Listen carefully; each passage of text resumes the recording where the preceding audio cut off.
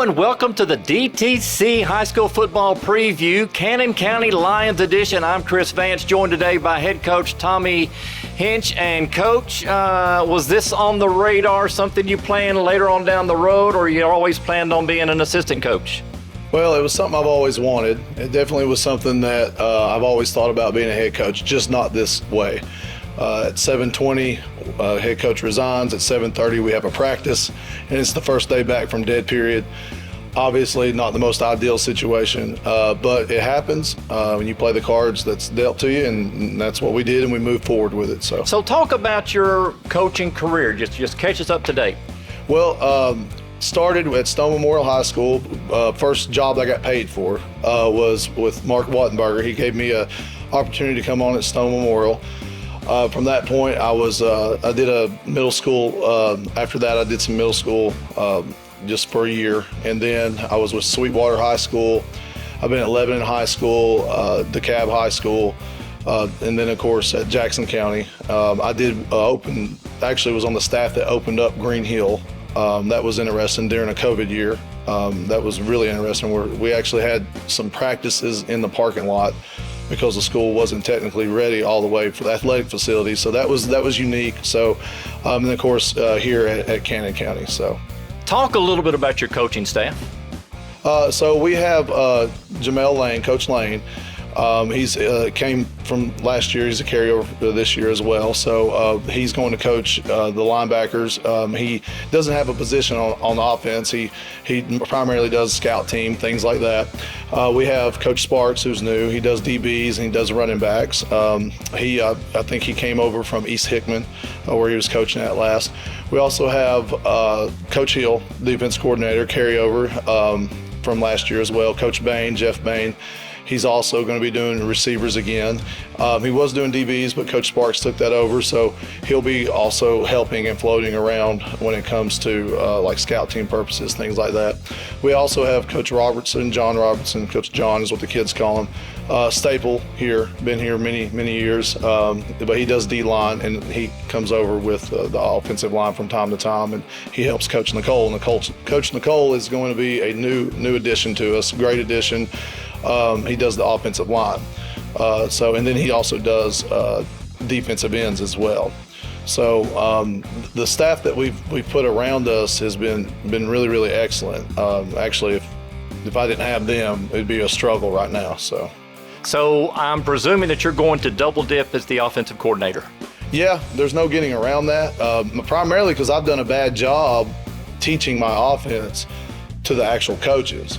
Our players know it more than our coaches does, but we departmentalize our offense, and that's kind of how that goes. Meaning the quarterbacks, they listen to everything, but the receiving coach really knows the passing game. He knows the screen game. He knows that. The O-line coach knows the run game, the pass pro, but neither one of them cross over too much. The sniffer coach, which Coach Hill does help us with our sniffers, they're really the ones that are kind of in between and all that. But once again, I have to do it because really Jackson Miles and Eli Garrett probably could call it better than some of our coaches could, which I guess is a good thing, but also I've got to do a better job, and it'll happen this year, of making sure we have somebody in place because on JV games I'll let those guys call it. But yeah, I've got to do a better job this year with that, especially with the role I'm in and having to delegate and kind of depend on them a little bit more than what I thought I was this year. So you graduated a lot defensively and offensively. So talk about some of the guys on both sides of the ball that are really going to step up for you this year. Yeah. So number one, that senior class was an exceptional senior. You could not come into a new situation better than we did last year with that senior class. Just a lot of years under their belt, a lot of reps, game reps, but also we have a good young group, excellent young group. Like last year was the best scout team that I've ever been around, and that's paying dividends now. So we have a lot of returning players defensively, as far as those kids coming over from like JV moving up. When I say returning players, so you've got that sophomore group. You've got Miles Alexander. You have Kel Sellers. You also have Trent Tenpenny that's coming up. That's excellent. Gavin Bogle, that sophomore group has done an excellent job. You got now a returning starter in Jaden Shannon, and of course you have our Zeke Walkup. So we have some key pieces in place that have been there before, and then we have some newcomers that started showing up towards the end of the year, which was very valuable for their experiences.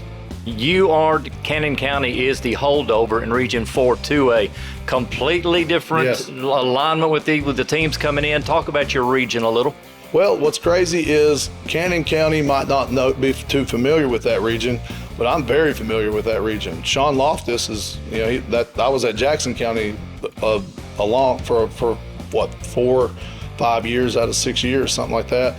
So I'm real familiar with who Smith County is. I know their style of play. I'm familiar with Gordonsville. They were on our schedule there for a little bit at Jackson County, and we played against them before. Trousdale County.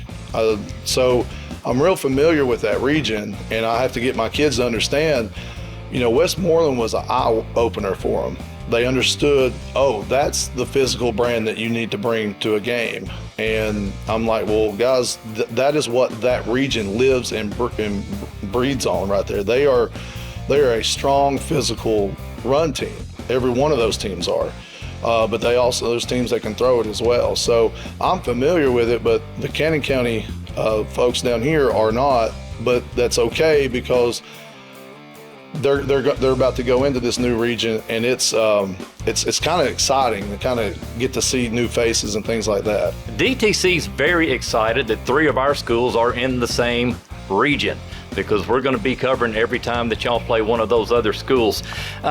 New to your season, new to your schedule, I think you got Warren County on here, Clay County, and Pickett County. What about those new teams?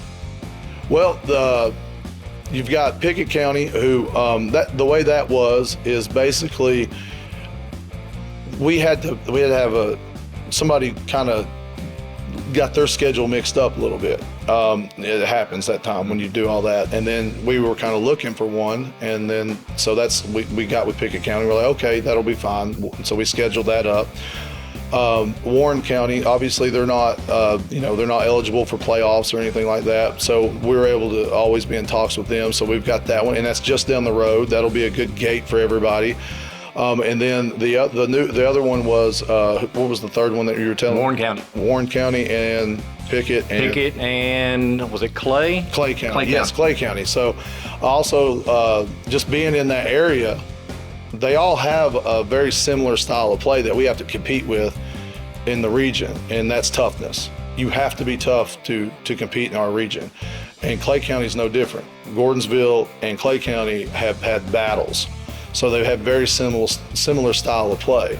So I wanted somebody that was like that on our schedule as well, and I know Coach Barch set that schedule, but I was in talks with Coach Barch about, hey, why are you thinking about Clay County? Well, here's why, because this will help us here. So the non-region teams and the newcomers on the schedule, it's going to be exciting to kind of mix it up there and see where we're at with them.